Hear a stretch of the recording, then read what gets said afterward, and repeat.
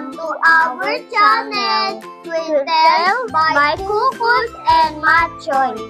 For today's video, nagpunta kami sa Fantasy World. Dito lang yan sa mall, malapit sa amin.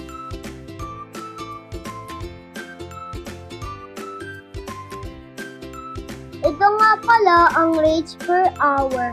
Guys, kung gusto nyo rin i-try, may kasama na rin yung non-slip socks na kulay orange.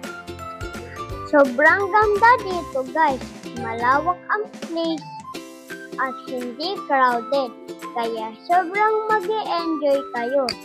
Lunes kami nagpunta, pero sabi ko nga dahil malawak ang space, kahit weekend kayo magpunta ay mag-e-enjoy pa din kayo.